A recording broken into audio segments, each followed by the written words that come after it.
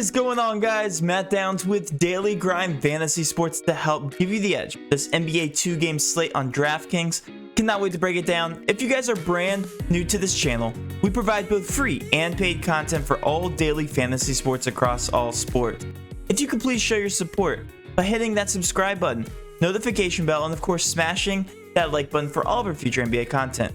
If you would like to know more about becoming a better DFS player and taking down that big GPP, head over to www.patreon.com/dgfantasy for more information. On Patreon, we give advanced cheat sheets for all DFS sports on DraftKings. These cheat sheets include updated projections, ownership, and our overall favorite plays from slate to slate. We take it a step further by teaching you how to play fantasy sports like a shark, by showing you where the best leverage spots are to put you in the best spots to take down tourneys. Also included is our private Discord chat where you get to talk over the slate with everyone, including our coaches, to help build your lineups. Now let's go ahead and dive right into this NBA 2-game slate on DraftKings, but first, let's go over some Patreon success, and we had a lot of it. One of our NBA coaches, Elite, coming near a takedown, $1,500 and a 14th place finish. Over there on DraftKings, won $2,300 on the night. 19th place of the 344 people, 859th out of 29K, so looks like a really big GBP, and turned $20.50 there, $100 in the 300, 66 and the 275. Just to show you guys real quick the difference between small GBPs and big GBPs. Tripled up here and then didn't even triple up, even though he placed really well in this contest. So I always preach small GBPs are the way to go. It's something I always play, and it just goes to show you here in the screenshot the ROI is higher in small GBPs, unless you're MMEing, of course. Going down the list here, we had a near takedown, 12th place, $110 won. A fantastic lineup here, 284 points won on the evening. I said don't fade Donovan Mitchell, guys. Joe Ingles was one of our core plays. Bruce Brown was also in there. Then, of course, Mike James was the only trap that we had in our core. But nonetheless, all of our value plays did hit, and hit very hard. Joe Ingles was just in an absolute smash spot last night. Another close takedown here, 85th place, $15. This was in the showdown. Donovan Mitchell at captain. Paul George had a fantastic night. It looks like his only fade was Kawhi Leonard. Got a little lucky there, but Derek Favors definitely let him down at 13.67%. Didn't even finish in the positive. Still won money there, $15. And just overall success last night in NBA. Let's continue that success into the slate. And like I said, we have a 2-game NBA slate. Let's start out right here with the Philly 76ers with their injury report. Joel Embiid is questionable. However, he's been questionable the past 2 contests. I do expect he will play. Unfortunately for him, he's playing on a torn meniscus, a partial tear there. So I can only assume it. Very incredibly painful. But he is going to play through it. It is playoff time. Joel Embiid should show up tonight. If he does sit, then yes, that's going to completely shake up the picture with the Philly 76ers. And if he does sit, I will pin a post in the YouTube comment section below with updates on who I like, who I dislike from the 76ers. With Atlanta, we have Cam Reddish still out. He's been out for a while. It does impact the usage and minutes to go around this team, so we will dive into the Atlanta Hawks here in a little bit. With Phoenix, the exact same injury report with Nader. He's been out for a while. Same exact thing as Atlanta with Reddish. So nothing really to look at there in terms of value. Last but not least with Denver, Dozier also out. He's been out for a while. Sound like a broken record at this point. And Michael Porter Jr. is probable. Might as well sit, man. He's been lackluster as of late, and it's definitely evident that his injury is eating into his DFS production there. I was upset because I rostered him last slate, but nonetheless, let's go ahead and switch over to the slate here and break down every team. We're going to go game by game, team by team on Fantasy Cruncher with our custom projections here. Starting from the very top, we're going to take a look at the 76ers. Joel Embiid still looks good, assuming he plays at full strength. Scored 66 and 62 points in his first 2 games.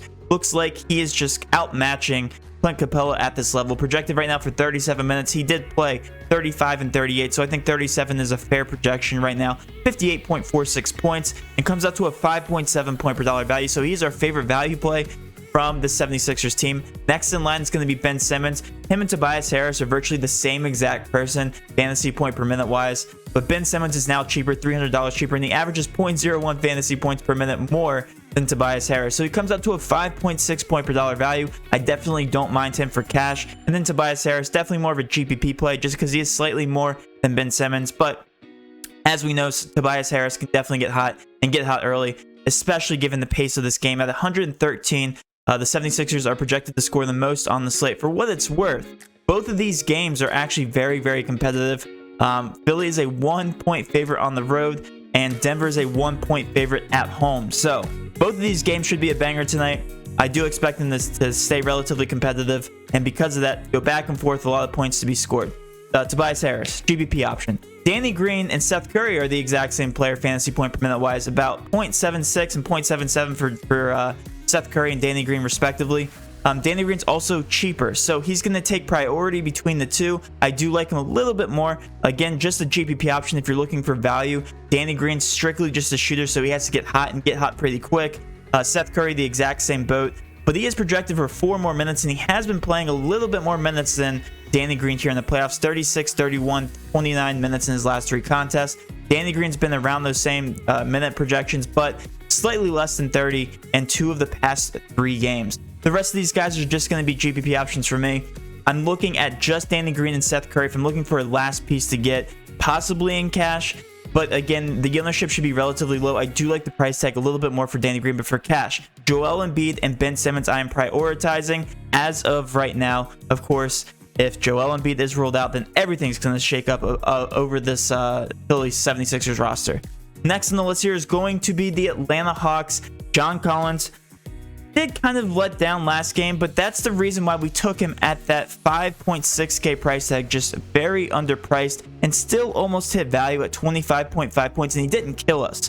So I'm going right back to the well here. 5.8K is still undervalued. I don't understand why they keep his price tag that low. He's averaging 1.11 fantasy points per minute throughout the entire season with Cam Reddish off the court, projected for 34 minutes. I get that Trae Young is eating into his usage, but Trae Young's eating into everybody's usage on this court. But I still like John Collins. He needs to step it up tonight if they want to keep this competitive going into a game 4. 34 projected minutes for him, and he played 35 last game. Comes out to a 6.5 point per dollar value if he's averaging 1.11 fantasy points per minute, a 37.74 fantasy point projection. I love John Collins tonight, and I will keep going to my grave as long as he's below 6K, saying he's a fantastic value. Bogdanovic, next on the list. Him and John Collins, if you guys look on the screen, are projected for the exact same amount of points. That being said, Bogdanovic is probably going to be more of a GPP option, in my opinion. I still like the price tag on him. I don't mind stacking John Collins and Bogdanovic if you can get to him. But at a 6.4K price tag, less interest in him than I am for John Collins. Trae Young, 9.3K, has been lighting it up. He's going to continue to take a lot of shots. I don't mind him as a last piece in cash. I think even you can prioritize him over the other 76ers guys, with maybe the exception of Joel Embiid, just because Joel Embiid has shown consistency in the playoffs. But Trae Young, 9.3K, going to be chucking up a lot of shots tonight. 39 projected minutes, 5.7 point per dollar value. Clint Capella, on the exact opposite side of the spectrum, has not been performing well in the playoffs. They're going to need him big in these games. If you think the Hawks are going to win this game, it's going to be because Clint Capella finally steps it up and Trae Young goes ballistic. So you guys can make a GBP line with those 2 scenarios and lock in Trae Young, Clint Capella. But right now, 5.7 point per dollar value. The value from Atlanta just shows a lot better than the 76ers. So for me, John Collins is a priority in almost every single contest, especially in cash games. Bogdanovic, Trae Young are definitely cash viable. Same thing with Clint Capella. They're going to need to step it up tonight if they want to go to a game 4 and they want to keep, this series relatively competitive. Herter, Lou Will, Gallinari, they don't have the minute upside that I normally like. Again, we know that Herter is a shooter. His usage is very low, $4,700. Him and Danny Green, when you're comparing the two, they're pretty much the exact same player. I do prefer Danny Green just because he's a little bit cheaper, but I also like Herter. I won't hate you for starting him. 31 projected minutes, comes out to a 5.3 point per dollar value. But a great team to attack if you're looking for a core in cash. I love John Collins. I think Trae Young you can get away with, and Bogdanovic and Capella are teetering on that line of cash GPP. Last but not least, let's talk about these Phoenix Suns. They have been so fun to watch in the entire playoffs, really. Chris Paul, 7.1K. Eye test shows his price tag is going up, but guys, he is still undervalued. Looks like the shoulder injury is behind him. At least that's what I hope, because he's been playing out of his mind. 36 minutes, 31 minutes in his last 2 games. Right now, he's projected 34. Absolutely love Chris Paul tonight. 7.1K comes up to a 5.8 point per dollar value, and even that might be a little bit too low. I think Chris Paul and Devin Booker are going to be taking over the rest of these playoffs, and it's one or the other. It looks like Chris Paul, since he's been doing so well, it's been eating into Devin Booker's production. So therefore, I do prefer Chris Paul at a lower price tag by far, $1,300 less over Devin Booker. But Devin Booker can be cash viable if you believe it's one or the other. Like I said, they eat into each other's production for sure. Mikal Bridges, 4.9K, comes up to a 5.6 point per dollar value. Definitely GPP. DeAndre Ayton, same exact thing, 6.8K. Has been lackluster in the series against Jokic, but who can blame him? He's playing the MVP here. And Jokic, 6.8K, like I said, 35 minutes. He's going to be matching the minutes of Jokic just because he's out there and he has to play against Jokic. Yes, I guess I can make a case for him. With a 5.5 point per dollar value, I'm not thrilled about that fantasy point per minute that he has on him. I believe it's around 1.06. When you're paying up for a 6.8K guy, you're going to want him to be playing about 40 plus minutes, which he can. But again, doesn't thrill me there. DeAndre Ayton, definitely more of a GPP option. Jay Crowder, the exact same thing. Fantasy points per minute are just way down. 0.86 fantasy points per minute. He has been playing very good basketball from the defensive perspective, but 25 minutes, 0.86 fantasy points per minute doesn't thrill me in terms of the upside. Cameron Payne, Cameron Johnson, Torrey Craig, all these guys don't play minutes. Unless you're playing the showdown, they aren't really good value picks in my opinion. Last but not least, the Denver Nuggets here. Austin Rivers disappointed me last game, and rightfully so. He only played 25 minutes. I get it. He normally plays more minutes, so a 7-minute bump to that 25. I still don't think he gets the value in the last contest. Again, Austin Rivers is just a shooter, so I don't mind him at a 3.9K price tag, especially if you think he's going to get up a lot of shots. Again, if you look at his usage rate, 10.3, 14.5, 8.7, he does nothing but shoot the basketball or get lucky rebounds, maybe an assist or two here and there. But that's the reason why he's at 3.9K. He's a last-minute filler. I don't think he's going to be cash viable, more of a GPP option. People are getting frustrated from Austin Rivers. And not only that, it looks like Barton is eating into his minute upside. The only reason I liked Austin Rivers in the last series is because of Barton being out, and he was playing about 35 plus minutes every single game. Some games we saw him playing 40 plus minutes. Jokic, a 5.3 point per dollar value. Can't hate Jokic ever. 10.7K. I think that's a relatively safe price tag. If you're looking for an exact pivot off of somebody like Joel Embiid, I definitely don't hate the play there with Jokic, especially if you don't believe that Embiid's at full strength, even though he's proven otherwise. But Jokic, 10.7K, just GPP, and the rest of these guys are just going to be GPP options, in my opinion. If you're building a cash lineup, you're starting with the Atlanta Hawks, mixing in some 76ers, and taking pieces here and there.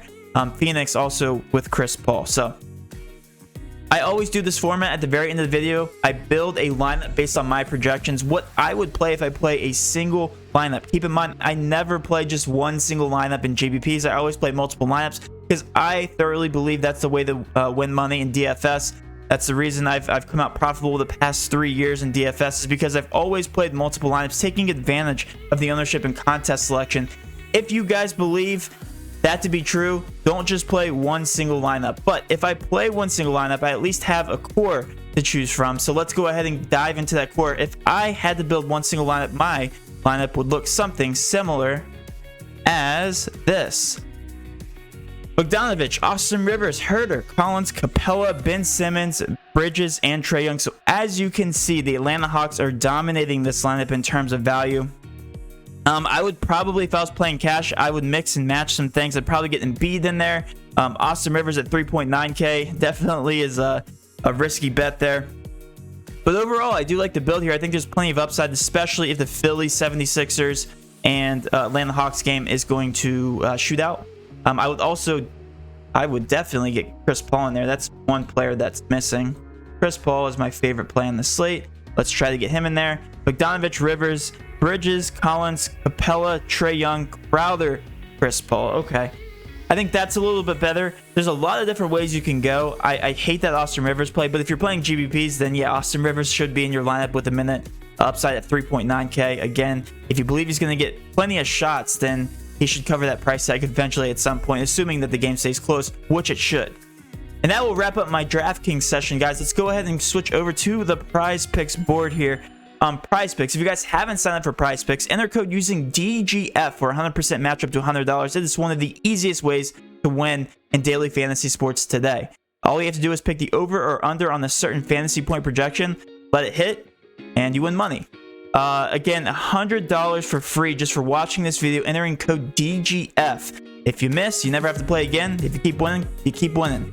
$300, guys. My favorite play on the slate is going to be John Collins. Right now, we have him for 34 points over there on the PrizePicks projection. Keep in mind, they follow FanDuel scoring, not DraftKings. So you take the DraftKings projection, and it's about 2.5 to 3 points less. But on DraftKings, we have him projected for about 37 DK points. We have him hitting the over. One new feature that they added on PrizePicks is you can view the previous 5 games matchups. He got 26.5, so would miss that projection by 0.5. He hit the over, 24.4, hit the under, hit the over at 33.1, and then hit the under. So he's been all over the place. If the pattern results in consistency here, it looks like he should hit the over again here at 27. I expect a huge bounce back game. They're going to need him. And again, all of our projections point to him hitting the over. And that will wrap up my breakdown, guys. Hopefully you did enjoy this video. If you did, please do hit that subscription button, notification bell, and of course, smashing that like button for all of our future NBA content. With all that being said, have a great rest of your day, and let's cash.